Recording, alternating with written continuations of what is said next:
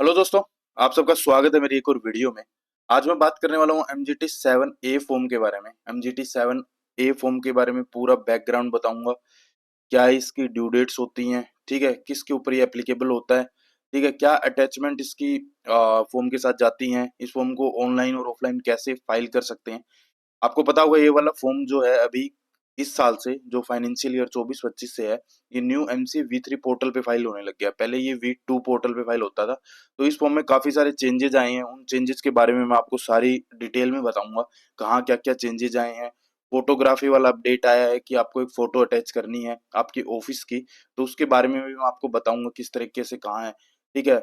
Longitude और वो वाली जो चीजें हैं आपके जियो कोड वाली, वो चीजें भी इस फॉर्म में एनेबल कर दी गई हैं। तो पूरा फॉर्म आपको ऑनलाइन बना दिया गया है, ठीक है, MC V3 पोर्टल पे। तो इस फॉर्म की सारी डिटेल्स बताऊंगा, ऑनलाइन फाइल करना सिखाऊंगा, किसके ऊपर एप्लीकेबल होता है। 7A फॉर्म है और एक MGT 7 होता है, ठीक है। दो तरीके के फॉर्म होते हैं, एक MGT 7 होता है, एक 7A फॉर्म होता है। तो ये सारी डिटेल्स मैं आज की वीडियो में बताऊंगा, लास्ट तक वीडियो देखना है आपको, ठीक है। इसमें DSC कौन से डायरेक्टर के लगेंगे, CA के लगेंगे या नहीं लगेंगे, फीस क्या होती है, लेट फीस क्या होती है, ठीक है, ये सारी डिटेल्स में बताऊंगा मैं। तो सबसे पहले चलते हैं हम MC की वेबसाइट पे, ठीक है। तो MC की वेबसाइट ये है, आपको यहाँ पे लॉगिन कर लेना है। आप डायरेक्टर की यूजर आईडी से भी कर सकते हैं या किसी प्रोफेशनल CS की यूजर आईडी से भी इसको फाइल कर सकते हैं, बट बिजनेस यूजर होना चाहिए। उसके बाद आपको यहाँ पे जाना है MCA सर्विसेज में, ठीक है। तो मैं सबसे पहले आपको एक बार फॉर्म पोर्टल पे बता देता हूँ कहाँ ये फॉर्म मिलेगा। उसके बाद उस फॉर्म के इंस्ट्रक्शंस में जाके आपको फॉर्म के बारे में बताऊंगा, क्या फॉर्म होता है, क्यों फाइल होता है, किस पर्पज होता है, ये सारी डिटेल्स भी मैं बताऊंगा, ठीक है। तो आपको यहाँ पे माई एप्लीकेशन MCA सर्विसेज में जाना है। यहाँ पे कंपनी ई फाइलिंग में एनुअल फाइलिंग है। एनुअल फाइलिंग पे आप यहीं क्लिक कर देंगे, क्योंकि आगे ये कई बार हो नहीं पाता है। तो यहाँ पे आप एनुअल फाइलिंग पे क्लिक करेंगे तो आपको जितने भी एनुअल फाइलिंग से रिलेटेड फॉर्म है वो आपको सारे यहाँ पे मिल जाएंगे, ठीक है। तो यहाँ पे आपको देख सकते हैं आप MGT 7, ठीक है, एनुअल रिटर्न होती है other than OPC and small companies. और 7A होता है एवरेज एनुअल रिटर्न, मतलब ये 7 से थोड़ी छोटी रिटर्न होती है एक तरीके से। और इसमें कम डिटेल्स फाइल करनी होती है इन कंपैरिजन टू जो मेन जो MGT 7 होता है, ठीक है। तो ये दोनों फॉर्म ऑफलाइन में भी फाइल कर सकते हैं हम यहाँ से क्लिक करके। जैसे एक यूटिलिटी बनेगी, यूटिलिटी से एक फाइल जनरेट होगी, वो ऑफलाइन मोड में यहाँ पे अपलोड हो जाती है। बट अभी मैं आपको ऑनलाइन तरीके से फाइल करना बता देता हूँ कि ऑनलाइन कैसे आप इस फॉर्म को MGT 7 को आप ऑनलाइन V3 पोर्टल पे कैसे फाइल कर सकते हैं, ठीक है। तो सबसे पहले इस फॉर्म को ओपन कर लेते हैं। तो ये क्या होता है, एवरेज एनुअल रिटर्न होती है OPC एंड स्मॉल कंपनीज, ठीक है। तो ये एक एनुअल रिटर्न का ही पार्ट होता है। एनुअल रिटर्न में दो फॉर्म जाते हैं, एक AOC 4 जाता है जिसमें आपके जितने भी फाइनेंशियल स्टेटमेंट है, ऑडिटर्स की डिटेल, ठीक है, आपकी सारी कंपनी का डिटेल्स जाती है उसमें। सेम ऐसे ही MGT 7A होता है, इसमें आपकी कंपनी की जो डिटेल्स आती हैं वो रिलेटेड टू आपके कितने शेयर होल्डिंग, ठीक है। तो मैंने इसके इंस्ट्रक्शन यहाँ से डाउनलोड कर लिया, मैं आपको दिखा देता हूँ एक बार पर्पस भी क्या चीज़ का है। ये देखो यहाँ पे आपको इस फॉर्म के इंस्ट्रक्शन में आपको यहाँ पे पर्पस मिलेगा इस फॉर्म का। तो हमेशा आप ये पर्पस चेक करें, ये फॉर्म क्यों फाइल होता है, ठीक है। तो ये देखो, every OPC and small company is required to prepare an annual return containing the particulars as they stood on the close of the financial year. ये वेब फॉर्म है MGT 7 है, which wherever applicable regarding its registered office principal business activity. उसमें business activity की detail देनी होती है। Particulars of associate company, कोई associate company आपकी, shares, debentures, securities and shareholding pattern आपको बताना है, ठीक है। कौन कौन शेयर होल्डर हैं, इंडियन, फॉरेन, ठीक है, या कंपनी शेयर होल्डर हैं, तो वो तरीके की सारी डिटेल्स आपको देनी पड़ती हैं इसमें। प्रमोटर्स कौन है, मेंबर्स कौन है, डिबेंचर होल्डर्स कौन है, तो उससे रिलेटेड डिटेल इसमें जाती है MGT 7A में। मीटिंग्स आपने कितनी तरीके की मीटिंग्स की हैं, बोर्ड मीटिंग है, एनुअल मीटिंग्स हैं, जितने भी मीटिंग्स आपने की हैं उसमें मेंबर्स आए थे, कितने आए थे, परसेंटेज, अटेंडेंस की डिटेल जाती है इसमें, ठीक है। रेम्यूनरेशन की डिटेल भी इसी फॉर्म में जाती है, डायरेक्टर को आपने कितनी सैलरीज दी हैं, ठीक है। कोई आपके पास पेनल्टी पनिशमेंट हुआ है कंपनी के ऊपर या इनके डायरेक्टर्स के ऊपर, तो उससे रिलेटेड डिटेल भी इसी फॉर्म में जाती है। कोई भी मैटर्स है relating to certification of compliance disclosure, वो भी इसी फॉर्म में जाता है। शेयर होल्डिंग पैटर्न जाएगा इसमें, एंड अदर मैटर्स जो इस फॉर्म में दिए हुए हैं। तो ये इस पर्पज मतलब रजिस्ट्रार को फाइल होता है ये सारे डिटेल्स के साथ ये फॉर्म, ठीक है। जो close of the financial year के बाद ये मैंडेटरी फॉर्म फाइल करना होता है। ठीक है, तो ये इस फॉर्म का पर्पज होता है। ठीक है, ये बाई इस सेक्शन के अंतर्गत रूल में बनाया हुआ है इस फॉर्म को, ये मैंडेटरी फाइलिंग होती है। ठीक है, अब इसकी ड्यू डेट की बात कर लेते हैं। तो इसकी फॉर्म की जो ड्यू डेट होती है वो होती है within 60 days from the date of AGM. ठीक है, तो जो हमारी एजीएम की जो ड्यू डेट होती है उसके विद इन 60 days इस फॉर्म को फाइल करना होता है। ठीक है, तो जनरली इसकी 29 नवंबर ड्यू डेट होती है। बट जो फाइनेंशियल ईयर अभी जो करंट चल रहा है 24-25 फाइनेंशियल ईयर है, इसकी जो ड्यू डेट है वो एक्सटेंडेड ड्यू डेट है। इसकी जो ड्यू डेट एक्सटेंड कर रखी है वो 31 दिसंबर तक कर रखी है विदाउट द लेट फीस। अब बात कर लेते हैं कि कौन सी ओपीसी का तो हमें पता ही है, 1% कंपनीज होती हैं। ठीक है, जो कंपनी 1% होती हैं वो ओपीसी होती हैं। ठीक है, दूसरा स्मॉल कंपनीज, क्योंकि एमजीटी 7 है 1% कंपनी और स्मॉल कंपनी इन दोनों पे लगता है। बड़ी कंपनी जो है इन इस डेफिनेशन में जो नहीं आती हैं उसके लिए एमजीटी 7 फॉर्म है। ठीक है, तो जो स्मॉल कंपनीज है उसकी डेफिनेशन क्या है, तो सबसे जो लेटेस्ट डेफिनेशन है वो ये वाली है जो 2022 में अमेंडेड हुई थी। उससे पहले ये वाली डेफिनेशन चलती थी, ये दो डेफिनेशन। बट अभी जो लेटेस्ट डेफिनेशन है जो 2022 में अमेंडेड हुई थी वो ये वाली है। अगर आपकी paid up capital, maximum paid up capital 4 crore हो सकती है। ठीक है, और मैक्सिमम टर्नओवर हो सकता है कंपनी का 40 करोड़, तो वो स्मॉल कंपनीज की कैटेगरी में आती हैं। ठीक है, तो ये आपको मैं दिखा भी देता हूँ। ये देखो यहाँ पे ये जो 15 सितंबर 2022 का मेरे पास ये सर्कुलर है। ठीक है, इस आप सर्कुलर में देख सकते हैं यहाँ पे इन्होंने ये अमेंडमेंट किया था। 4 करोड़ रुपए और 40 करोड़ रुपए टर्नओवर और शेयर कैपिटल को इन्होंने चेंज किया था। ठीक है, तो ये अप टू 10 करोड़ हो सकता है और ये टर्नओवर अप टू 100 करोड़ हो सकता है। मतलब कभी भी रिवाइज जब होगा तो इतने तक ही हो सकता है। तो अभी जो करंट लिमिट चल रही है वो 4 करोड़ चल रही है और टर्नओवर की जो लिमिट है वो 40 करोड़ है। ठीक है, इससे नीचे की जो कंपनीज हैं वो स्मॉल कंपनी की कैटेगरी में आएंगी और उन कंपनीज को फॉर्म 7A फाइल करना होता है। ठीक है, तो मैंने एक बार बैकग्राउंड आपको बता दिया है। और ये वाली जो कंपनीज होती हैं वो स्मॉल कंपनीज में कंसीडर नहीं होंगी। कोई भी सब्सिडरी है या होल्डिंग कंपनी है, अगर सब्सिडरी होल्डिंग है तो वो स्मॉल कंपनी नहीं मानी जाएंगी। या सेक्शन 8 वाली कंपनीज है वो भी स्मॉल कंपनीज नहीं मानी जाती। और कोई भी बॉडी कॉरपोरेट है या company govern by special act है, ठीक है, कोई स्पेशल में कंपनीज है वो भी स्मॉल कंपनीज नहीं मानी जाएंगी। ठीक है, तो मैंने आपको बैकग्राउंड बता दिया इस फॉर्म का, किस पर्पज के लिए फाइल होता है, क्या डिटेल्स आती हैं, एप्लीकेबिलिटी, स्मॉल कंपनीज उसकी डेफिनेशन बता दी है, ड्यू डेट बता दी है। अब मैं फॉर्म को फाइल करना और बता देता हूँ। ठीक है, स्टेप बाय स्टेप फाइल करेंगे इस फॉर्म को। ठीक है, तो सबसे पहले आपको ये फॉर्म यहाँ पे इसके 4 पॉइंट होते हैं। यहाँ पे रजिस्ट्रेशन की डिटेल आएंगी पहले पार्ट में। दूसरे में आपको टर्नओवर वगैरह की डिटेल डालनी पड़ती है, नेटवर्थ, टर्नओवर की डिटेल्स। फिर अटैचमेंट्स वाला कॉलम होता है। फिर लास्ट में ये रिव्यू होगा और सबमिट होगा।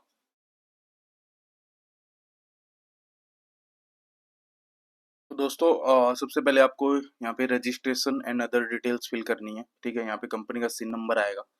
ठीक है, अगर आपके पास सिन नंबर है या फिर आप अपनी कंपनी का नाम यहाँ से सर्च करके डाल सकते हैं।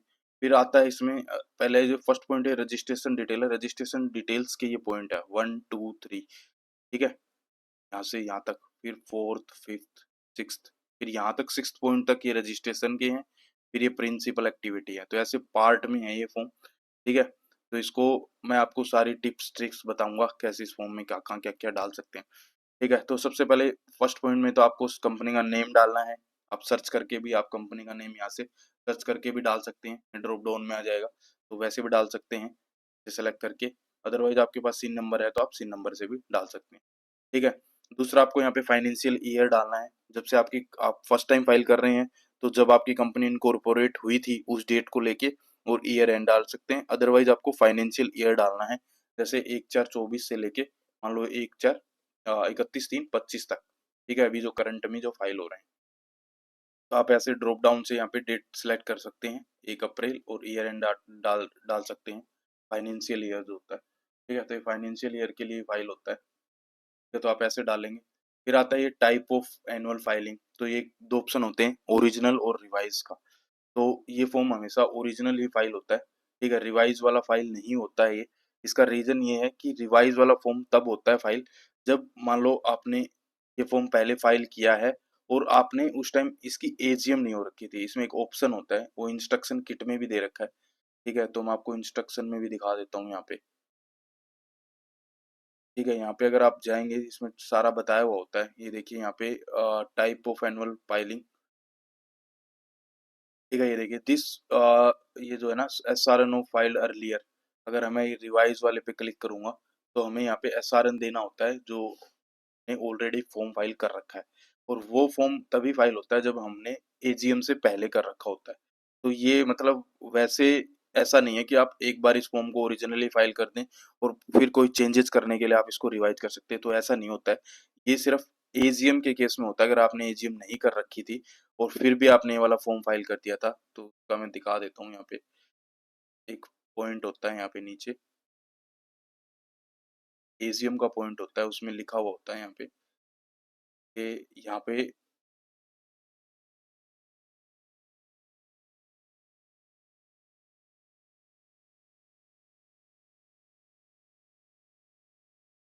भी वो अनेबल नहीं हुआ है। मैं दिखा देता हूँ वो पॉइंट भी आपको कैसे दिखाता है वो पॉइंट भी, ठीक है? अभी एक बार स्टेप बाय स्टेप चलते हैं इसमें। तो अभी के लिए मैं इसको ओरिजिनल मान के चलता हूँ, ठीक है? ओरिजिनल यहाँ पे डाल लेंगे, तो यहाँ पे शायद वो अनेबल हो जाए वो पॉइंट। इसका एजीएम का पॉइंट होता है, उस पॉइंट के बाद ही हम ये फाइल कर सकते हैं। मीन्स क्या होता है कि कई बार हमारी जो एजीएम हुई हुई नहीं होती हो, बट हम इस फॉर्म को फाइल कर देते हैं, तो जो उसमें जो डेट डालते हैं, जब हमारी एक्चुअल एजीएम हो जाती है उसके बाद वो रिवाइज फॉर्म फाइल कर सकते हैं। बट जनरली हम ऐसा नहीं है कि कोई गलती की वजह से हम रिवाइज फॉर्म फाइल कर सकते हैं, तो वो नहीं है पॉसिबल, ठीक है? तो यहाँ पे नेम ऑफ द कंपनी ये अपने आप प्रीफिल्ड मिलेगा आपको, रजिस्टर्ड ऑफिस, लैटिट्यूड वाली डिटेल्स हमको भरनी होती है यहाँ पे, और लॉन्गिट्यूड वाली डिटेल्स भी हमको भरनी होती है। मैं एक बार कंपनी का सिन नंबर डाल के दिखा देता हूँ, ठीक है? मान लो मेरे पास ये कंपनी, मैंने इस मास्टर डाटा डाउनलोड कर रखा है, तो आप भी ऐसे कोई कंपनी मतलब अपनी कंपनी का मास्टर डाटा डाउनलोड करके रखें। तो ये मैंने कोई रैंडम ऐसे उठाया था, तो इनका 20A फॉर्म फाइल नहीं हो रखा, तो आप ये फाइल नहीं हो सकता इसका, क्योंकि पहले कमेंसमेंट ऑफ बिजनेस होना मैंडेटरी है। तो मैं रैंडमली कोई और कंपनी एक बार उठा लेता हूँ आपको दिखाने के लिए, ठीक है? और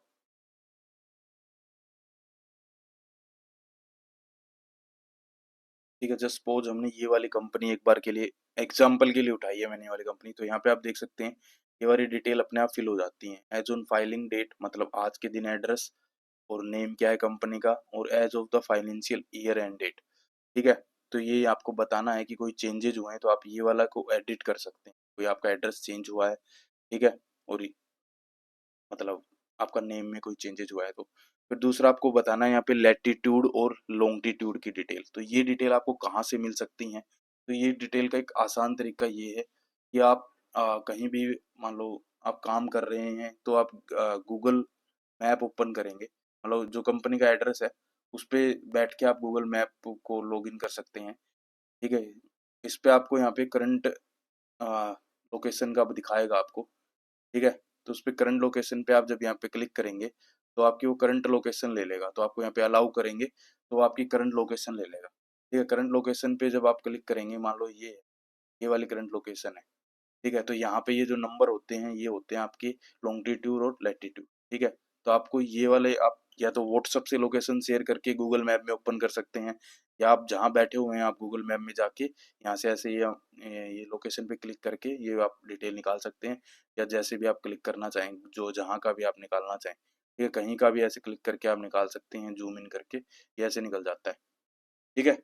वो बेस्ट होता है कि आप अपनी करंट लोकेशन मोबाइल से या गूगल मैप से यहाँ से निकाल सकते हैं अलाउ करके, ठीक है? तो यहाँ पे जैसे पॉइंट है 28.65 से डाल देंगे इसका एड्रेस के हिसाब से, ठीक है? लैटिट्यूड और लॉन्गिट्यूड बड़े वाला होता है 7.7 77, तो आप ऐसे डाल सकते हैं या पूरा भी डाल सकते हैं लास्ट तक के, का कोई इशू नहीं है, तो आप एग्जैक्ट भी डाल सकते हैं, सेम आप अपना दोनों कॉलम्स में ऐसे करेंगे, ठीक है? ठीक है, फिर आते हैं इसका जो नेक्स्ट पॉइंट होता है, photograph of the registered office of the company showing external building and name prominently visible. तो आपको क्या करना है, आपका जो ऑफिस है उसकी जो एक्सटर्नल बिल्डिंग होती है, ठीक है, उसके बाहर एक कंपनी का नेम लगा हुआ होना चाहिए, या तो आप A4 साइज पेपर पे, A4 साइज का मतलब कुछ बोर्ड वगैरह या कुछ भी, या बड़ा कुछ कैनवास जहाँ पे कंपनी का नाम लिखा हुआ हो, उसका सिन नंबर लिखा हुआ हो और एड्रेस लिखा हो। ये तीन चीजें उस पे होनी चाहिए। ठीक है, कंपनी का नेम, कंपनी का सिन नंबर और कंपनी का एड्रेस, ये तीन डिटेल्स आपके उस बोर्ड पे होनी चाहिए। और साथ में कंपनी के जो बाहर का जो एरिया होता है जहाँ से मतलब एक्सटर्नल बिल्डिंग, ठीक है, तो उसके आप दो तीन फोटो अलग अलग एंगल से फोटो क्लिक कर सकते हैं जिसमें नेम विजिबल होना चाहिए। ठीक है, अच्छे तरीके से नेम विजिबल होना चाहिए, तो वो आपको यहाँ पे अटैच करनी है। ठीक है, तो इसमें कोई भी ऐसे नहीं है कि आपको जियो कोडेड वाली फोटो ही लगानी है, आप नॉर्मल फोटो भी क्लिक कर सकते हैं। ठीक है, क्योंकि इसका कोई अभी गाइडलाइन नहीं है, तो अभी तो यही समझ आ रहा है कि आपको रजिस्टर्ड ऑफिस जो है आपका एड्रेस की एक्सटर्नल बिल्डिंग है उसकी फोटो होनी चाहिए, और नेम और एड्रेस और सिन नंबर आपके उस पे होने चाहिए। ठीक है, कोई भी बोर्ड हो, ठीक है, विजिबल होना चाहिए। ठीक है, फिर ये पैन नंबर ये अपने आप प्रीफिल होते हैं इसमें। टेलीफोन नंबर आपको यहाँ पे डालना होता है, अगर आपकी कंपनी का कोई टेलीफोन नंबर है, या आप अपना जो भी मोबाइल नंबर है वहाँ पे वो डाल सकते हैं। ठीक है, तो ऐसे आप यहाँ पे डाल सकते हैं। कोई वेबसाइट आपने बना रखी है कंपनी की, तो वो आप यहाँ पे क्या वेबसाइट भी डाल सकते हैं। ठीक है, दूसरा यहाँ पे आप सेव पे क्लिक करेंगे तो आपको ये पता लग जाता है कि कौन कौन सी चीज़ मैंडेटरी है या नहीं है। ठीक है, तो उससे आपको ये रेड हो जाता है, तो वो डिटेल्स आपको फिल करनी पड़ेंगी, तभी ये सेव होगा। ठीक है, तो मैं आपको एक बार ऐसे ही अटैच करके दिखा देता हूँ। ये डॉक्यूमेंट अपलोडेड का ऑप्शन दिखाएगा। ठीक है, अगर वीडियो आपको थोड़ी बहुत भी स्लो लग रही हो तो आप यूट्यूब का जो फीचर है आप स्पीड इंक्रीज कर सकते हैं, आप स्पीड इंक्रीज करके आप वीडियो देखें, बट आपको सब कुछ समझ आएगा। तो यहाँ पे ये अपने आप डिटेल फिल होती हैं, क्लासेज ऑफ कंपनी ये अपने आप फिल होगा। ठीक है, आपको यहाँ पे कुछ भी नहीं करना होता। ये ड्रॉप डाउन से अगर आप यहाँ पे कोई गलत आ रहा है तो आप इसको ड्रॉप डाउन से चेंज कर सकते हैं, अदरवाइज ये अपने आप फिल आता है। अब आपको सिलेक्ट करना है यहाँ पे, ये आपकी ये कंपनी 1% कंपनी है या स्मॉल कंपनी है। ठीक है, तो इन्होंने ऑटोमेटिक सेलेक्ट नहीं कर रखा, वैसे तो ओपीसी का नेम में ही ओपीसी होता है, बट स्टिल आप अगर उसको ओपीसी है तो ओपीसी सेलेक्ट करें, अदरवाइज इसको स्मॉल कंपनी, क्योंकि MGT 7 है, स्मॉल पे ही एप्लीकेबल होता है। ठीक है, यहाँ पे करेंगे। अब जैसे ही मैंने स्मॉल पे क्लिक किया है तो ये एजीएम वाला ऑप्शन अनेबल हो गया है। ठीक है, ये पहले अनेबल नहीं हो रहा था। ठीक है, whether companies having share capital ये अपने आप यस हो गया। ठीक है, अब आपको यहाँ पे वो फॉर्म बताना है जो मैं ऊपर बात कर रहा था। ठीक है, whether annual general meeting held, ये नॉट एप्लीकेबल होती है ओपीसी के केस में, एनएजीएम नहीं होती है। ठीक है, whether annual general meeting held तो आपको यहाँ पे यस करना है। आपकी कब हुई है वो डेट डालनी है। ठीक है, मान लो सपोज करो 10 सितंबर को हुई, उसकी ड्यू डेट क्या थी तो वो ड्यू डेट डालनी है, मान लो 30 सितंबर ड्यू डेट होती है जनरल। ठीक है, कोई एक्सटेंशन आपको मिला था तो आप यस करें, नहीं मिला था तो आप इसको नो करें। ठीक है, अब इसमें अगर हम यहाँ पे नो कर देते हैं ना तो ये फॉर्म फाइल हो जाता है। जब एजीएम हो जाती है तो उसके बाद ये फिर से फॉर्म फाइल करना होता है, तब उस केस में वो रिवाइज फॉर्म फाइल होता है। ठीक है, अब इसको सेव कर देते हैं यहाँ पे, डाटा सेव्ड सक्सेसफुली हो जाएगा।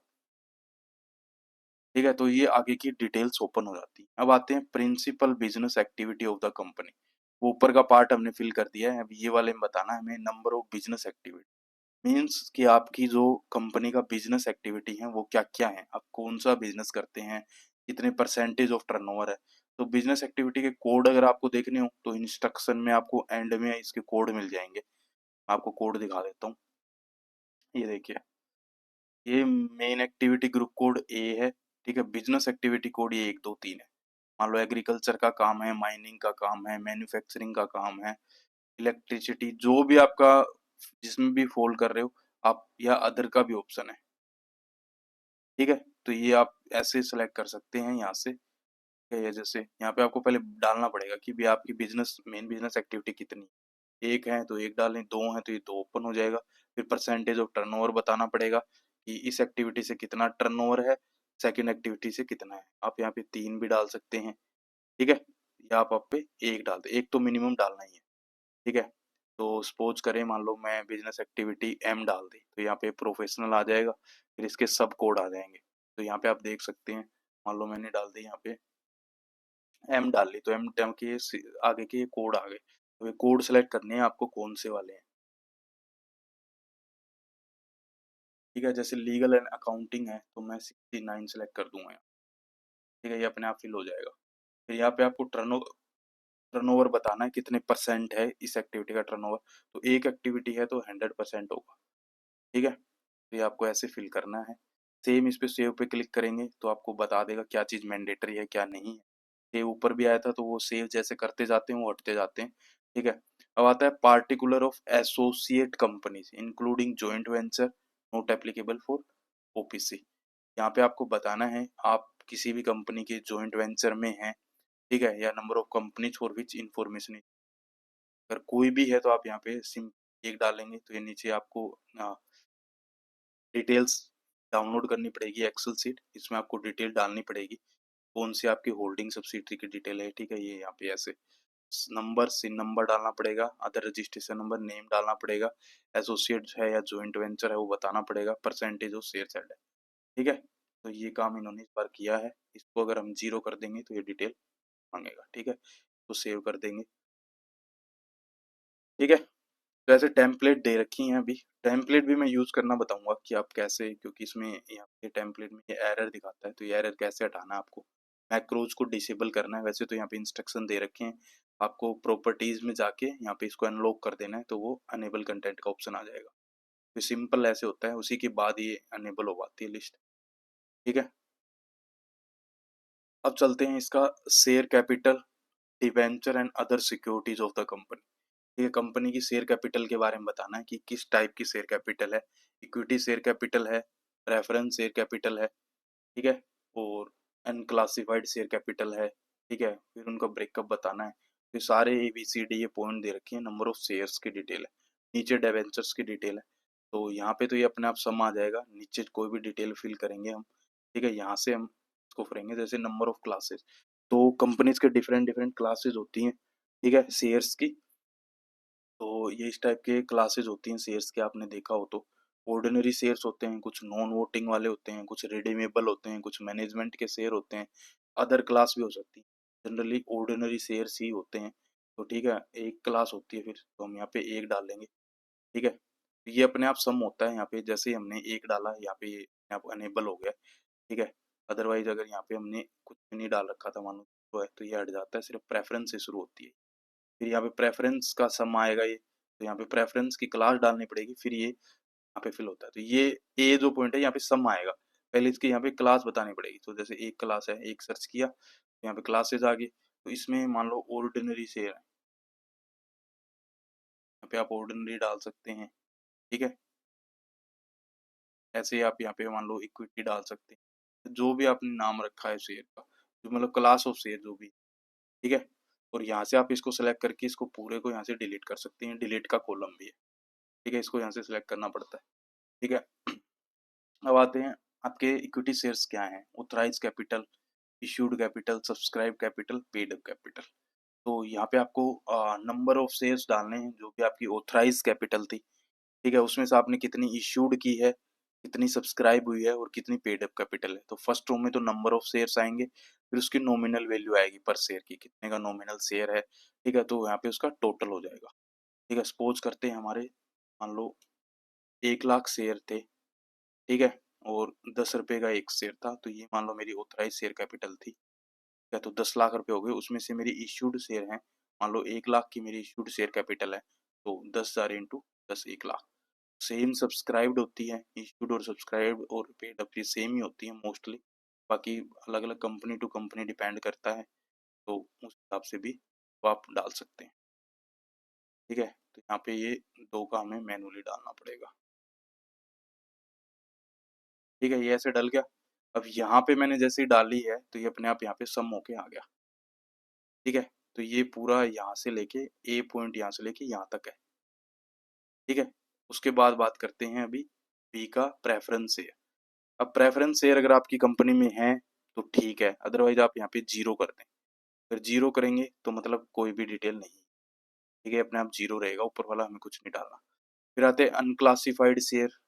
अनक्लासिफाइड कोई शेयर है तो उसकी डिटेल आपको यहाँ पे डालनी है। ठीक है, इसमें जीरो करेंगे तो ये भी हमें नॉट एप्लीकेबल हो जाएगा। फिर आते हैं डी पॉइंट। जो हमने यहाँ पे पेड अप कैपिटल डालनी है, ठीक है, उसका हमें यहाँ पे ब्रेकअप बताना होता है, breakup of paid up capital. ठीक है, ये ओपीसी पे एप्लीकेबल नहीं होता है, स्मॉल कंपनीज और बड़ी कंपनीज पे एप्लीकेबल होता है। उसमें से आपको बताने हैं नंबर ऑफ शेयर्स, ठीक है, फिर उसकी total nominal amount, total paid up amount, या कोई प्रीमियम था तो वो अपने आप यहाँ पे कैलकुलेट हो जाएगा। ठीक है, तो वो हमें बिगिनिंग में बताने हैं। करंट ईयर में कोई इंक्रीज हुए हैं वो बताने हैं, क्योंकि ये फॉर्म उसी चीज से रिलेटेड है। ठीक है, कि हमें सारी हमारी शेयर होल्डिंग पैटर्न तक बताना है, और शेयर होल्डिंग डिटेल बतानी है, टाइप्स ऑफ शेयर बताने हैं। ठीक है, इंक्रीज डिक्रीज ये सब तो उसी से रिलेटेड फॉर्म है, तो ये सारी डिटेल इस फॉर्म में जाती है। ठीक है, इसीलिए ये एनुअली फॉर्म होता है और मैंडेटरी फाइलिंग होती है, कुछ चेंजेस वगैरह हुए हों। ठीक है, तो मान लो हमारे यहाँ पे बिगिनिंग में जो शेयर थे, ये शेयर हमारे पेड अप कैपिटल ये हैं, जैसे 10,000, यहाँ पे हमें डालनी नंबर ऑफ शेयर। ठीक है, मान लो 10,000 डाल दिए, तो टोटल नॉमिनल अमाउंट, मतलब एक शेयर का अमाउंट नहीं, टोटल नॉमिनल अमाउंट। ठीक है, मान लो 1 लाख है। ठीक है, फिर टोटल पेड अप 1 लाख है, यहाँ पे प्रीमियम अपने आप जीरो आ जाएगा। ठीक है, अब कोई भी इंक्रीज या डिक्रीज हुआ है तो ये यहाँ पे जो डालेंगे वो अपने आप ये टोटल वाला है, बोल्ड में जो होता है ना, ये सम वाला है, तो इनकी डिटेल नीचे डालेंगे अपने आप यहाँ आ जाएंगी डिटेल।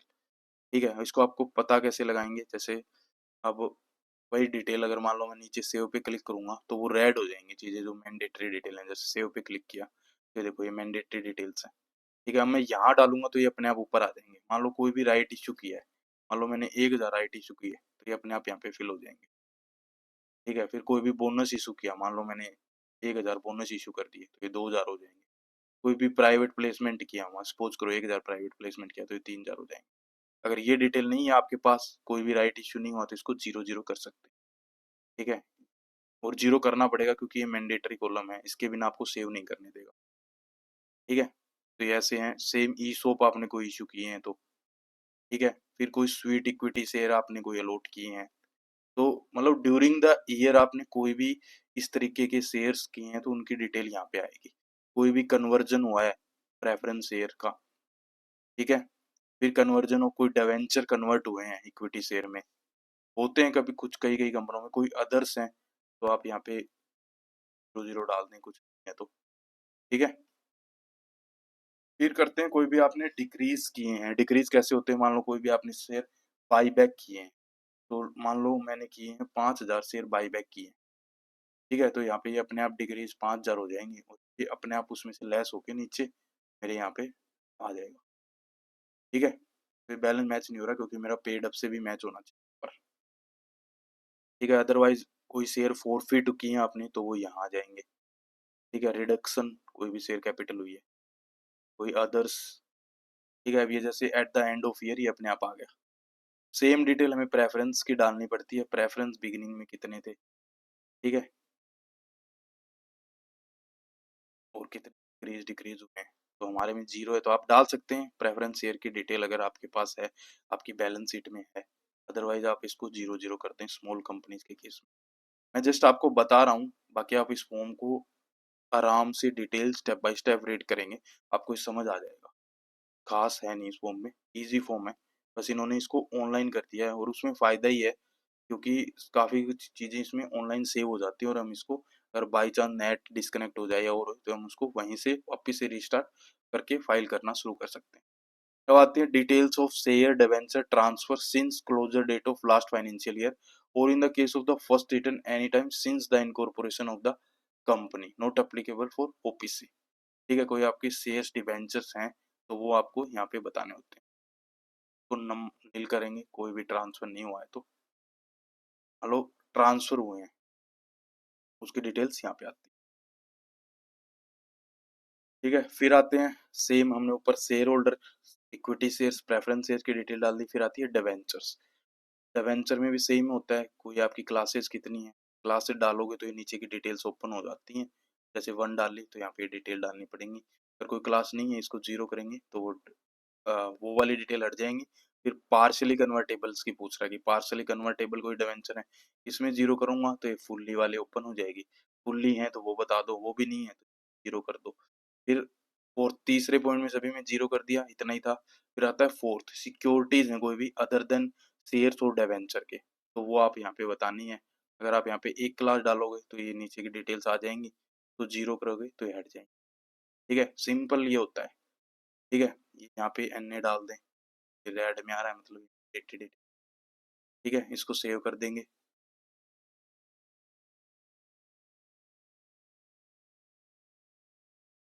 अभी में डालना पड़ेगा, ये पहले ले नहीं रहा था और अभी आ। ठीक है, तो ये डाटा सेव्ड सक्सेसफुली आ जाएगा ऐसे। ठीक है, उसके बाद आपको ये वाला मेरा फर्स्ट पार्ट मैंने फाइल कर दिया है। ठीक है, जैसे आप यहाँ पे देख सकते हैं, registration and other detail, registration detail डाली थी, वो जियो कोड वाली डिटेल डाल दी थी। ठीक है, लैटिट्यूड लॉन्गिट्यूड वाली, फोटोग्राफ का मैंने बता दिया था यहाँ पे। ठीक है, एजीएम वाली डिटेल बता दी थी मैंने, बाकी डिटेल सब प्री फिल आएंगी इसमें। ठीक है, फिर आपको इसकी प्रिंसिपल बिजनेस एक्टिविटी बतानी होती है इस पे, फिर शेयर कैपिटल के बताना होता है। ठीक है, एक तरीके से स्ट्रक्चर बताना है शेयर कैपिटल का, कोई भी इंक्रीज डिक्रीज हुआ है। ठीक है, यहाँ तक आगे थे, सेव कर दिया था, अब नेक्स्ट में चलते हैं। अब इसमें आपको क्या क्या बताना है वो आप देख सकते हैं। अब यहाँ पे हमें टर्नओवर की डिटेल्स देनी है और अदर डिटेल्स बतानी है। ठीक है, ये वाला फॉर्म थोड़ा लेंथी होता है। ठीक है, इसलिए इसको थोड़ा समझाने में थोड़ा टाइम लगता है, तो वीडियो बड़ी बनती है। बट आपको एक बार में अगर ये वीडियो देखोगे, आपको मैंने स्टेप बाय स्टेप सारी एक एक चीज़ें आराम से बताई हैं। ठीक है, आपको समझ आ जाएंगी। ये वीडियो, इस फॉर्म की वीडियो मान लो 10 या 15 मिनट में वीडियो नहीं बन सकती, क्योंकि काफ़ी बड़ा फॉर्म है, आपको एक एक चीज़ बतानी पड़ती है। ठीक है, तो इसलिए मैंने आप डिटेल में बताया है, तो आप इसको देखेंगे आपको समझ आ जाएंगी सारी डिटेल, आपके सभी डाउट्स खत्म हो जाएंगे और आपको इसको इजीली फाइल कर सकते हैं। डीएससी वगैरह की भी डिटेल बताऊंगा, किसके प्रोफेशनल के डीएससी लगते हैं या नहीं लगते हैं, तो वो भी आपको क्लियर हो जाएगा। फीस के बारे में बता दूंगा, तो सब कुछ क्लियर करूंगा। ठीक है, ये फर्स्ट पॉइंट कर लिया, इस पे टिक मार्क आ जाता है, यहाँ पे सेकंड स्टार्ट हो गया है। ठीक है, अब ये फिफ्थ पॉइंट स्टार्ट हुआ है यहाँ से, turnover and net worth of the company as defined in the Companies Act. तो हमें यहाँ पे जो कंपनी का टर्नओवर बताना है कि आपके टर्नओवर कितना है। ठीक है, सपोज करो आपका जो भी टर्नओवर है आपको यहाँ पे डाल देना है। सेम आपको अपनी कंपनी की नेटवर्थ बतानी है। ठीक है, नेटवर्थ कंपनी की जो निकालते हैं हम कैलकुलेट करके, वो आपको यहाँ पे बतानी है। बैलेंस शीट में दी हुई होती है, आप निकाल भी सकते हैं उसको कैलकुलेट करके नेटवर्थ को। ठीक है, अब आते हैं अगला, शेयर होल्डिंग पैटर्न। तो आपको यहाँ पे E promoter not applicable for OPC, आपको यहाँ पे अपना शेयर होल्डिंग पैटर्न बताना होता है कि आपके जो कंपनी है उसमें जो शेयर होल्डर हैं उनका क्या पैटर्न है। मान लो इंडियन, ठीक है, नॉन रेजिडेंट कितने हैं, फॉरेन फॉरेन रेजिडेंट कितने हैं, गवर्नमेंट, कोई गवर्नमेंट है तो सेंट्रल स्टेट शेयर होल्डर में, insurance company, bank, financial institution है। ठीक है, म्यूचुअल फंड, तो ये सारी डिटेल्स बतानी होती हैं। कुछ कुछ कंपनीज पे ये एप्लीकेबल भी होती हैं। ठीक है, जैसे स्टार्टअप्स वगैरह हैं उनमें इन सब के शेयर्स होते हैं, गवर्नमेंट का शेयर होता है, म्यूचुअल फंड के वेंचर्स कैपिटलिस्ट होते हैं उनके भी शेयर होते हैं, अदर्स हैं, तो ये सारी डिटेल्स आपको बतानी पड़ती हैं। अगर ओनली इंडियंस हैं, ठीक है, जैसे इंडिविजुअल या एचयूएफ है, ठीक है, ओनली इंडिविजुअल एचयूएफ, तो फर्स्ट कॉलम में ये, अगर वो इंडियन कितने हैं और नॉन रेजिडेंट कितने हैं तो वो इंडिविजुअल वाले में, बाकी गवर्नमेंट ये सारी डिटेल यहाँ आती है। ठीक है, तो नंबर ऑफ शेयर सपोज करते हैं मान लो 10,000 है। ठीक है, तो शेयर होल्डिंग पैटर्न जो हमने इश्यूड है, ठीक है, यहाँ पे अपने आप ये परसेंटेज कैलकुलेट कर लेगा, 100% है, या प्रेफरेंस शेयर थे तो ठीक है, अदरवाइज इसको जीरो कर देंगे। फिर ये बाकी डिटेल्स भी हमको जीरो जीरो फिल करनी पड़ेगी। ठीक है, ठीक है, मान लो मैं यहाँ पे एनआरआई का भी डालता हूँ, मान लो मैंने डाल दिए 1,000 शेयर, उसके भी डाल दिए, तो ये अपने आप ये परसेंटेज कैलकुलेट कर लेगा। या मान लो 10,000 डाल दिए तो ये अपने आप 50-50 कैलकुलेट कर लेगा। ठीक है, तो यहाँ पे ये ऐसे इन्होंने ऑटोमेटिक फॉर्म में दिया हुआ है, ये परसेंटेज कैलकुलेट करेगा जैसे जैसे हम फिल करते जाएंगे। सेम तरीका है, आप सेव पे क्लिक करेंगे तो आपको पता लग जाएगा कौन सी मैंडेटरी है कौन सी नहीं है। ठीक है, तो आप ये देख सकते हैं यहाँ पे रेड हो गया ये, तो इसको आप जीरो जीरो आपको ये डिटेल फिल करनी पड़ेगी। ठीक है, मैं फटाफट कर देता हूँ ये डिटेल। ठीक है, तो कुछ इस वजह से भी टाइम लगता है इन फॉर्म्स को फिल करने में, बट ठीक है, ताकि आपको समझ आ जाए। ठीक है, तो आपको ये सारा पूरे फॉर्म में ये जो फिल करनी है यहाँ तक। ठीक है, मैं फिल करके बताता हूँ। ठीक है, ये वाली सारी डिटेल मैंने 1 से 10 तक फिल, जीरो जीरो फिल कर दिया, एप्लीकेबल है तो आप फाइल कर सकते हैं। ठीक है, फिर यहाँ पे पूछता है ये total number of share holder कितने थे, तो जैसे हमारे 2 डायरेक्टर हैं वही हमारे शेयर होल्डर और प्रमोटर हैं। ठीक है, या ज़्यादा भी हो सकते हैं तो आप वो डाल दें, ठीक है। फिर आता है यहाँ पे अदर देन प्रमोटर, मान लो आपके जो डायरेक्टर हैं या प्रमोटर हैं उनके अलावा कोई है तो उसकी डिटेल्स आपको यहाँ पे डालनी पड़ती है, ठीक है। अदर देन प्रमोटर में भी सेम है, इंडिविजुअल कौन है, गवर्नमेंट कितनी है, ठीक है। प्रमोटर मीन्स जिन्होंने कंपनी स्टार्ट की थी, ठीक है। अदर देन प्रमोटर्स जो कंपनी में बाद में ऐड हुए हैं, ठीक है, जिन्होंने स्टार्ट नहीं की बट बाद में वो कंपनी में ऐड हुए हैं, ठीक है। तो वो यहाँ पे आपको अदर देन प्रमोटर्स की डिटेल डालनी पड़ती है, ठीक। यहाँ पे एंड में आप यहाँ पे इसको total number of share holder other than promoter यहाँ पे आप 0 कर देंगे, ठीक है। तो यहाँ पे अपने आप कैलकुलेट कर लेगा total number of share holder promoter plus other than promoter, तो ये 2 आ गया। Breakup of total number of share holder यहाँ पे नीचे हम अभी देखेंगे, पहले ये वाली डिटेल्स आपको सेम है वही, ठीक है। कंपनीज वगैरह कोई हैं अदर देन प्रमोटर वाले केस में, तो ये ऐसे ही है, इतना बड़ा फॉर्म बना रखा है बट डिटेल हमें 0 0 या एप्लीकेबल है तो आप फिल कर सकते हैं, ठीक है। फिर आते हैं आगे की डिटेल्स में। ये दोस्तों मैंने ऊपर सभी में एक बार के लिए 0 फिल कर दिया है, ठीक है, ताकि वो रेड हट जाए, आपको सेव करके दिखा सकूं। अब आते हैं आगे एक पॉइंट में, breakup of total number of share holder, जो प्रमोटर और अदर देन प्रमोटर हमारे यहाँ पे 2 आ गए हैं, तो उसमें हमें उनका ब्रेकअप बताना है कि उसमें इंडिविजुअल्स में फीमेल कितनी है, ठीक है। मान लो आपकी डायरेक्टर में कोई एक मेल है एक फीमेल है, प्रमोटर्स जिसे बोलते हैं, ठीक है, जो प्रमोटर्स हैं, डायरेक्टर ने बोल के प्रमोटर्स बोलेंगे उन, मान लो एक फीमेल है एक मेल, तो आप ऐसे डाल सकते हैं, दोनों मेल है तो आप ऐसे डाल सकते हैं, इसको कर सकते हैं, ठीक है। ट्रांसजेंडर है तो वो भी आप यहाँ पे डाल सकते हैं, अदर देन इंडिविजुअल्स कोई हैं तो वो आप यहाँ पे डाल सकते हैं, ठीक है। तो ये अपने आप टोटल नंबर हो जाएगा, यहाँ पे आप इसको सेव कर सकते हैं।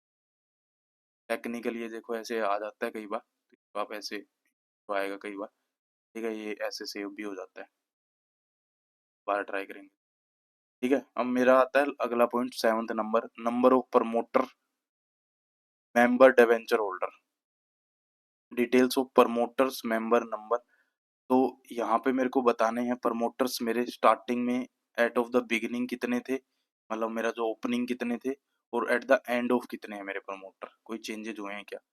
मेंबर्स बताने हैं, मतलब शेयर होल्डर जो अदर देन प्रमोटर्स हैं, मतलब अदर देन प्रमोटर जो शेयर होल्डर हैं वो कितने हैं वो आपको यहाँ पे बताने हैं, बिगिनिंग और एंडिंग। डिवेंचर होल्डर कितने हैं वो आपको यहाँ पे बताने हैं, नंबर बताने हैं उनके सिर्फ, ठीक है। At the beginning of the year, at the end of the year, details of promoter members other than promoters, ठीक है। नंबर हो यहाँ पे नंबर बताने हैं उनके, ठीक है। फिर आगे चलते हैं, फिर आते हैं मीटिंग्स वाली डिटेल, मीटिंग ऑफ मेंबर्स, ठीक है, class of members, board, committee of the board of director, तो आपको यहाँ पे मीटिंग्स की डिटेल बतानी है, मेंबर्स की, बोर्ड मीटिंग, कमेटी की जो मीटिंग्स हुई हैं, ठीक है। तो नंबर ऑफ मीटिंग हेल्ड, तो यहाँ पे मान लो आपकी कितनी मीटिंग्स हुई हैं, एक मीटिंग हुई है, ठीक है। प्लीज अपलोड, तो ये यहाँ पे आप एक डालेंगे तो ये एक एक्सेल का ऑप्शन आ जाएगा यहाँ पे, ठीक है। तो यहाँ पे एक एक्सेल डाउनलोड होगी, तो आप यहाँ से डाउनलोड कर सकते हैं, यहाँ पे मीटिंग ऑफ मेंबर्स की ये एक्सेल होती है, ठीक है। अब यहाँ पे आपको टाइप ऑफ मीटिंग बताना है, ठीक है, जैसे मान लो मेरी थी, अन्य ये एरर आएगा क्योंकि ये मेरा वो है माइक्रोनेबल्ड है, ठीक। तो कैसे करना होता है, डाउनलोड्स पे राइट क्लिक करेंगे, प्रॉपर्टीज पे जाएंगे, ठीक है, यहाँ पे इसको अनब्लॉक करेंगे, अप्लाई करेंगे, ओके करेंगे। अब इसको ओपन करता हूँ मैं, अब इसको ये आ गया ना अनेबल कंटेंट का ऑप्शन, अनेबल पे क्लिक करूंगा, एनेबल हो जाएगा, ठीक है। जैसे टाइप ऑफ मीटिंग मेरे को बतानी है, क्या उसकी डेट बतानी है, क्या डेट, मान लो मेरी 2025, इसी फॉर्मेट में डालनी है, पहले डेट फिर month, please enter less than और equal to financial year end date and equal to और greater than the date of incorporation, मतलब इसमें एजीएम नहीं डालने आपको, जो ड्यूरिंग द ईयर जो आपकी मीटिंग्स हुई थी उसकी डिटेल्स आपको यहाँ पे डालनी है, ठीक है, कोई भी मीटिंग, ठीक है। तो मैंने तो एजीएम का वैसे ही नाम लिख दिया था, तो आप कोई भी जो भी बोर्ड मीटिंग थी या कमेटी मीटिंग सब मान सकते हैं बार के लिए, ठीक है, उसकी डेट आ जाएगी, मान लो 12 मार्च 2025, ठीक है। Total numbers of member and title, कितने मेंबर्स उसमें आने चाहिए थे, मान लो 2 आने चाहिए, कितनों ने अटेंड किया, 2 ने। यहाँ पे percentage of total share holding,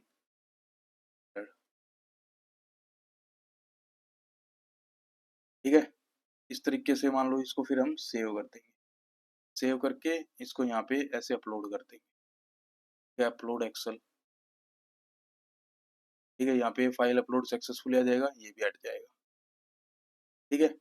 same जैसे हमने यहाँ पे नंबर ऑफ मीटिंग है डाली है मेंबर्स की या क्लास की, इनकी डाली है, सेम हमें ये बी में आता है बोर्ड मीटिंग कितनी, ठीक है। Number of meeting held, same मान लो हमने एक एक डाल देंगे यहाँ, ठीक है। या बोर्ड मीटिंग मान लो जितनी मैंडेटरी है 4 बोर्ड मीटिंग होनी चाहिए, तो 4 डाल देंगे यहाँ पे। तो उसको जो एक्सेल है उसमें 4 रो में हमें डालना पड़ेगा। सेम डाउनलोड एक्सेल करेंगे तो ये इस बार बोर्ड मीटिंग वाले में जैसे आपको डेट बतानी है, नंबर ऑफ डायरेक्टर कितने थे उसमें, उसके नंबर ऑफ डायरेक्टर अटेंडेड और परसेंटेज ऑफ अटेंडेंस, ठीक है। मान लो 2 डायरेक्टर थे उसमें से एक आया तो 50% हो गया। तो किस किस डेट पे आपकी बोर्ड मीटिंग हुई है आपको सारी यहाँ पे डिटेल डालनी है और वो फिर आपको वहाँ पे अपलोड करनी है, ठीक है। अगर इसको 0 कर देंगे तो ये अपने आप एक्सेल का ये ऑप्शन हट जाता है, ठीक है। फिर आते हैं अटेंडेंस ऑफ डायरेक्टर, ठीक है।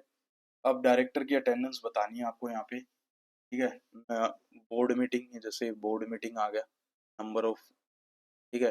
Whether attended AGM held on, तो ये हमारी एजीएम हेल्ड हुई थी, मान लो जो पहले वाले पेज पे हमने एजीएम की डेट डाली थी वो अटेंड की थी या नहीं की थी, और बोर्ड मीटिंग कितनी अटेंड की थी डायरेक्टर्स ने, तो उनकी यहाँ पे आपको डायरेक्टर का डिन नंबर डलेगा, फिर नेम डलेगा उस डायरेक्टर का, ठीक है। फिर number of meetings which director was entitle to attend, मान लो 4 बोर्ड मीटिंग हुई थी, ठीक है।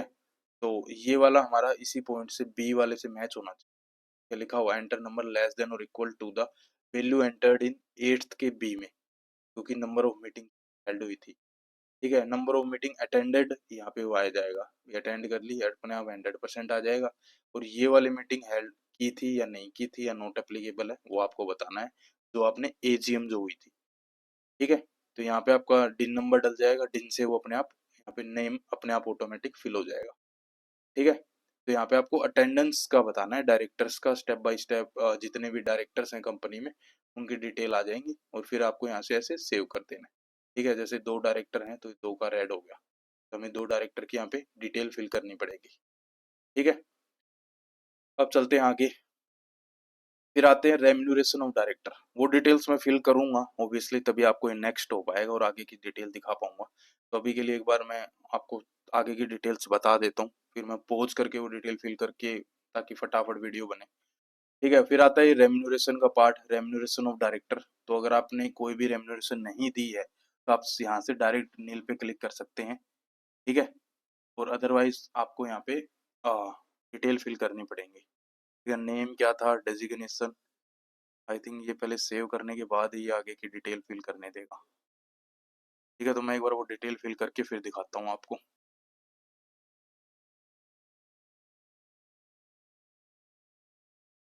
तो दोस्तों हम यहाँ पे रेम्यूनरेशन वाले पॉइंट पे थे, ठीक है। रेम्यूनरेशन ऑफ डायरेक्टर का यहाँ पे डालना पड़ता है, कितना क्या रेम्यूनरेशन हमने डायरेक्टर को पे किया है, सैलरी।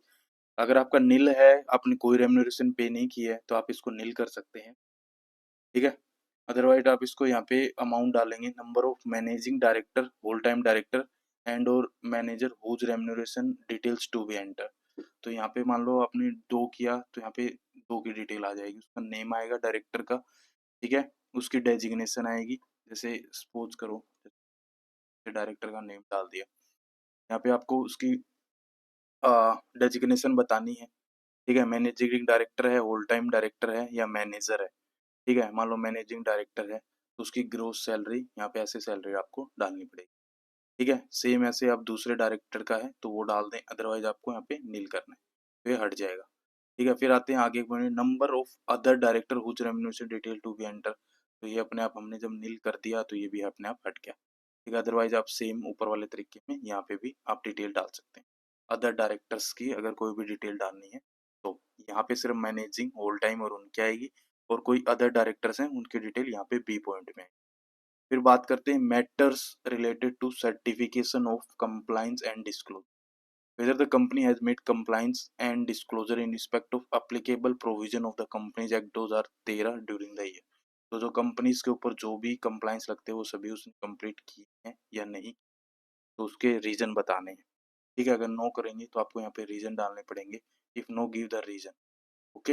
अदरवाइज़ आपने सारे कंप्लायंस किए हैं उससे रिलेटेड जो भी एप्लीकेबल हैं कंपनीज़ एक्ट में, तो आप इसको यस कर दें, ठीक है? फिर आते हैं पेनल्टी एंड पनिशमेंट। तो इसमें आपको कोई भी अगर आपके ऊपर पेनल्टी आपके ऊपर ड्यूरिंग द फाइनेंशियल ईयर कोई भी आपके ऊपर पेनल्टी है, तो वो आपको कंपनी के ऊपर या डायरेक्टर के ऊपर या ऑफिसर के ऊपर, तो वो यहाँ पे आपको डिटेल्स डालनी है। नेम ऑफ द कंपनी या डायरेक्टर या officer, name of the court जिस कोर्ट ने या कंसर्न अथॉरिटी ने आपके ऊपर पेनल्टी लगाई है, और उसका डेट ऑफ ऑर्डर क्या था वो आपको यहाँ पे डालना है। यहाँ पे जैसे हमने एक डालेंगे तो ये नीचे वाला अनेबल हो जाएगा, यहाँ पे हम डेट डाल सकते हैं, उसका वो डाल सकते हैं, अदरवाइज अभी हम नील करेंगे तो ये हाइड हो जाएगा, ठीक है? सेम अब चलते हैं detail of compounding of offence. तो आपने कोई भी ऐसा ऑफेंस था जो आपने कर रखा था उसको कंपाउंड करवाया है, ठीक है? तो कौन से कंपनी के ऊपर था, डायरेक्टर था या ऑफिसर था, तो कौन से कोर्ट का ऑर्डर था, नेम बताना है, उसका डेट बताना है जहाँ से आपने कंपाउंड करवाया है, ठीक है? फिर आते हैं शेयर होल्डर डिबेंचर होल्डर या number of shareholder debenture holder details, ठीक है? तो यहाँ पे आपको कंपनी के कितने शेयर होल्डर हैं, ठीक है? मान लो अदर देन डायरेक्टर्स और प्रमोटर्स आपके मान लो शेयर होल्डर हैं, 1 है या 2 हैं, तो उसपे जैसे भी आप यहाँ पे डाल देंगे, उसकी डिटेल आपको फिल करनी पड़ेगी। या जैसे यहाँ पे जैसे shareholder, debenture holder detail, तो number of shareholder, debenture holder यहाँ पे आपको बताने पड़ेंगे। टोटल आपके जो भी शेयर होल्डर हैं वो प्रमोटर ही हैं या अदर हैं, तो आपके यहाँ पे नंबर बताने हैं, ठीक है? उसके बाद आपको सेव कर देना और फिर नेक्स्ट कर देना है, ठीक है? नेक्स्ट करने के बाद ये हमारी first point, second point complete हो चुका है। एज जो इंस्ट्रक्शन में हमने जो जो डिटेल्स देखी थी, ठीक है, वही पर्पज़ है इस फॉर्म के, जो हमने यहाँ पे इनके पर्पज़ देखे थे, वो सारी डिटेल्स हमने फॉर्म में फिल की हैं, ठीक है? तो आपको यहाँ पे दिखा देता हूँ, ये सेम डिटेल्स हम इसमें फिल करते आ रहे हैं ए से एच तक, ठीक है? रजिस्टर्ड ऑफिस की detail, principal business activity, associate company, share debentures की detail, shareholding pattern, promoter, member, debenture holder, ठीक है? मीटिंग्स ऑफ मेंबर, ठीक है? रेम्यूनरेशन का भी पॉइंट मैंने बता दिया, कोई पेनल्टी पनिशमेंट वाली डिटेल्स हैं वो भी मैंने अभी कवर कर दी है, ठीक है? कोई मैटर्स था जो सर्टिफिकेशन डिस्क्लोजर वो भी बता दिया है, share holding pattern of the company ये भी मैंने बताया, तो ये इस चीज़ के लिए फॉर्म फाइल किया जाता है, ठीक है? अब आते हैं अटैचमेंट्स वाले पॉइंट में, यहाँ पे हमको अटैचमेंट देनी है और डिक्लेरेशन देनी है। अटैचमेंट वाले में आपको लिस्ट ऑफ शेयर होल्डर बतानी है और डिवेंचर होल्डर बताना है, वहाँ पे हमने जो सेलेक्ट किए हैं 2 हमारे लिस्ट जो शेयर होल्डर हैं, ठीक है? तो यहाँ पे आपको टेम्पलेट दे रखी है, इसी टेम्पलेट में आपको फिल करने हैं, ठीक है? जो आपके शेयर होल्डर की डिटेल्स है, ठीक है? जैसे यहाँ पे सीरियल नंबर आ जाएगा, फिर टाइप ऑफ शेयर होल्डर, तो मैं इसको एक बार अनेबल करके बता देता हूँ आपको, तो आपको ज़्यादा ईज़ी आएगा।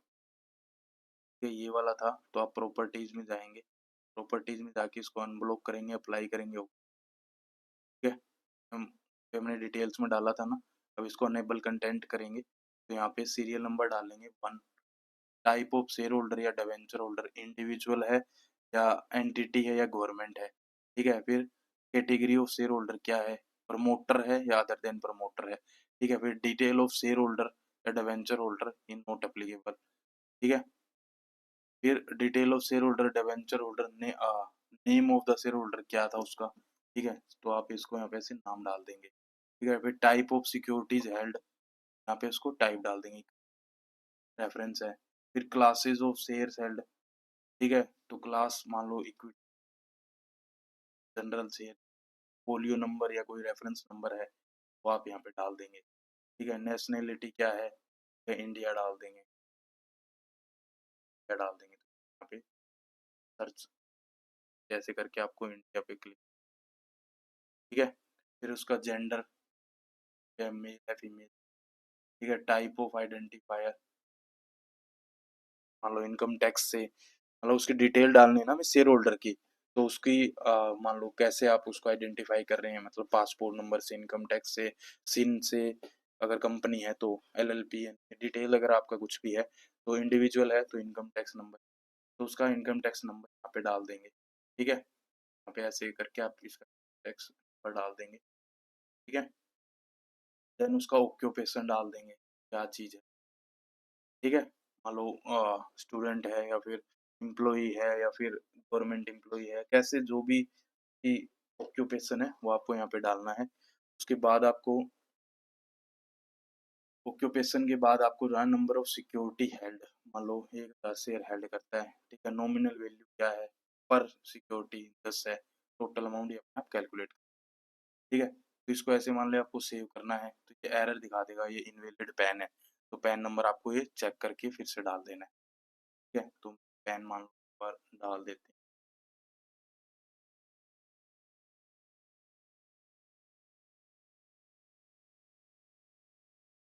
डाल रहा हूँ, मान लो ये पैन नंबर डाल दिया, जब वो एरर नहीं आया, अब उसको यहाँ पे ऐसे फाइल को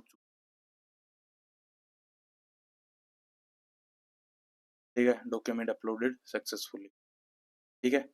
अब यहाँ पे आपको डिक्लेरेशन देनी है, वो फाइल कर रहा है, ठीक है। तो ये वो डीएससी वाली डिटेल्स हैं, यहाँ पे कौन सी डीएससी की डिटेल्स आएंगी, ठीक है। तो आपको डिन बताना है, पैन या मेंबरशिप नंबर उस डायरेक्टर का जो इसको डिक्लेरेशन कर रहा है, ठीक है।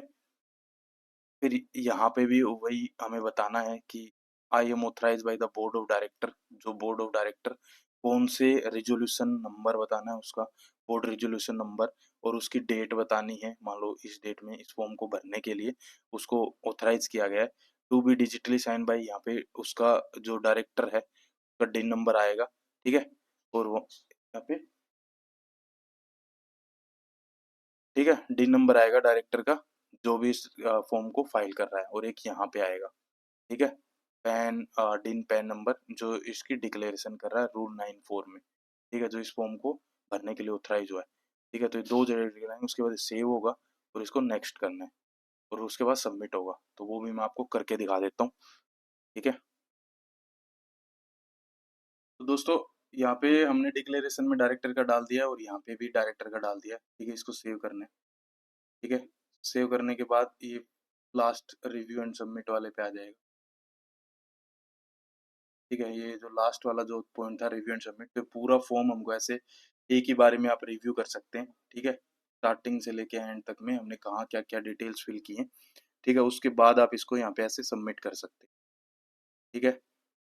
ऐसे सबमिट करेंगे तो ये फॉर्म सबमिट हो जाता है, थोड़ा टाइम लेगा बट सबमिट हो जाएगा। सबमिट होने के बाद आपको डिजिटल सिग्नेचर लगाने हैं, इसमें एक ही डिजिटल सिग्नेचर लगेंगे, ठीक है। यहाँ पे डायरेक्टर के जो जिसके हमने डी नंबर दिए, तो उसी डायरेक्टर की सिर्फ इसमें डीएससी लगेंगे, डिजिटल सिग्नेचर, और कोई भी पर्सन के इसमें डिजिटल सिग्नेचर नहीं लगेंगे। अगर आपने यहाँ पे मेंबरशिप इन कोई कंपनी सेक्रेटरी का केस है तो आप उसको कंपनी सेक्रेटरी का भी यहाँ पे डिजिटल सिग्नेचर लगेंगे, अदरवाइज सिर्फ डायरेक्टर के लगेंगे इसमें, ठीक है। कोई भी प्रोफेशनल के सिग्नेचर नहीं लगेंगे इसमें, ठीक है। तो ये ऐसे लोड होके यहाँ पे थोड़ा टाइम लेता है ये, बट ये सबमिट हो जाएगा। उसके बाद आपको फॉर्म डाउनलोड करना है और डिजिटल सिग्नेचर लगाने हैं और इसकी पेमेंट करनी है। तो पेमेंट के लिए मैं आपको दिखा दूंगा कि कैसे इसकी पेमेंट होती है, ठीक है। एक बार ये सबमिट हो जाता है तो ये फॉर्म ऐसे आप यहाँ पे देख सकते हैं सबमिटेड हो चुका है, ठीक है। ये सारा नंबर हो गया है, इसको ओके करेंगे आप, ठीक है। अब ये माई एप्लीकेशन में जाके यहाँ पे इसको पेंडिंग फॉर एक्शन में, ठीक है, यहाँ पर ये देखिए आपको ऐसे दिखाएगा ये फॉर्म, यहाँ पे एडिट का, डाउनलोड पीडीएफ का, अपलोड पीडीएफ का, कैंसिल, और यहाँ पे दिखाएगा पेंडिंग फॉर डीएससी अपलोड, वो कुछ टेक्निकल एरर आ गया था, ठीक है। यहाँ से आपको ये पीडीएफ डाउनलोड करनी है, यहाँ पे डाउनलोडेड दिखाएगा और ये डाउनलोड स्टार्ट हो जाएगी, ठीक है। ये देखो यहाँ पे स्टार्ट हो चुकी है डाउनलोडिंग, ठीक है। ये यहाँ पे ऐसे डन हो जाएगी, ठीक है। उसके बाद आपको एक्सट्रैक्ट करना है और इसके अंदर ये आपको एक फॉर्म मिलेगा, ठीक है। इस फॉर्म को आपको एक्रोबेट रीडर या जहाँ भी आप डीएससी लगा सकते हैं, नीचे जाके इसमें आपको यहाँ पे नीचे डीएससी लगाने डायरेक्टर के, ठीक है। यहाँ पे ये ऐसे क्लिक करेंगे तो यहाँ पे डिजिटल सिग्नेचर का ऑप्शन मिलेगा आपको, तो यहाँ से आप साइन डिजिटल सिग्नेचर लगा सकते हैं, ठीक है। डिजिटल सिग्नेचर लगाने के बाद इसको सेव करना है आपको, ठीक है। सेव करने के बाद आपको वापस से यहीं अपलोड ऑप्शन मिलेगा, अपलोड पीडीएफ का, ठीक है। तो यहाँ पे आप ऐसे क्लिक करेंगे तो यहाँ से आपको अपलोड करना है, ठीक है। तो यहाँ से आप चूज फाइल करके इसको अपलोड करेंगे और ये प्रोसीड अपलोड करने के बाद इस पे क्लिक करने के बाद यहाँ पे आपको प्रोसीड टू पेमेंट का ऑप्शन आ जाएगा, और आपको पेमेंट करनी है और ये फॉर्म आपका सबमिट हो जाएगा। और ये एसटीपी मोड होता है इस फॉर्म का, ठीक है। पेमेंट की अगर बात करूँ तो पेमेंट मैं बता देता हूँ आपको। आपको इस इंस्ट्रक्शन किट में आपको पेमेंट भी मिल जाती है कि कितनी पेमेंट लगती है, इसकी गवर्नमेंट फीस होती है। तो ये देखो आप, कंपनीज ये रूल होता है इसका, ठीक है। लेस देन 1 लाख कैपिटल है तो 200 रुपये है, 1 लाख से 5 लाख तक की 300, तो ये कैपिटल वाइज होता है। और यहाँ पे ये नॉर्मल फीस दे रखी है और ये डिले की दे रखी है, 100 रुपये पर डे लगती है इसकी डिले करेंगे तो आप, ठीक है। अप टू 30 डेज तक डिले है तो 2 टाइम्स ऑफ नॉर्मल फाइलिंग फी, ठीक है। तो ये इस तरीके से इसकी लेट फीस वगैरह भी आप देख सकते हैं, ठीक है। तो ये सारी डिटेल्स मैंने कवर कर दी हैं, आपको सारा कुछ बता दिया इस फॉर्म के, ठीक है। स्टार्टिंग से लेके एंड तक क्या होता है MGT 7 ए फॉर्म, इसकी एप्लीकेबिलिटी बता दी है मैंने, स्मॉल कंपनीज की डेफिनेशन, ड्यू डेट वगैरह बता दी है, अटैचमेंट की क्या रिक्वायरमेंट है, कोई और अटैचमेंट नहीं है, सिर्फ शेयर होल्डर की है और उसकी टेम्पलेट दे रखी है, वो टेम्पलेट फिल करनी है आपको, सारी डिटेल देनी है उसमें, पैन कार्ड वगैरह सब। फिर ऑनलाइन का मैंने बता दिया है, ऑफलाइन वाली दूसरी वीडियो आएगी हमारी, ठीक है। डीएससी की क्या रिक्वायरमेंट है वो बता दी, और लेट फीस या गवर्नमेंट फीस क्या होती है सब बता दिया मैं, ठीक है। फिर भी आपको अगर कोई भी डाउट है आप कमेंट करें। कमेंट आप सिर्फ सब्सक्राइब करके ही कर सकते हैं, तभी हमें वो कमेंट आपका हाईलाइट होगा, अदरवाइज आपका कमेंट हमें हाईलाइट नहीं होता और हम कोई रिस्पॉन्स नहीं दे पाते, ठीक है। फिर भी कोई भी डाउट है कमेंट करें। वीडियो पसंद आई हो तो लाइक करें, सब्सक्राइब करें और शेयर करें। बहुत मेहनत लगती है वीडियो बनाने में, तो प्लीज़ आप इसको लाइक करें, सब्सक्राइब करें और शेयर। कोई भी है आप कमेंट करके हमसे पूछ, मेल आईडी हम दे देंगे, आप हमें रीच आउट कर सकते हैं और एनी एनी क्वेरी और, ठीक है। Thank you.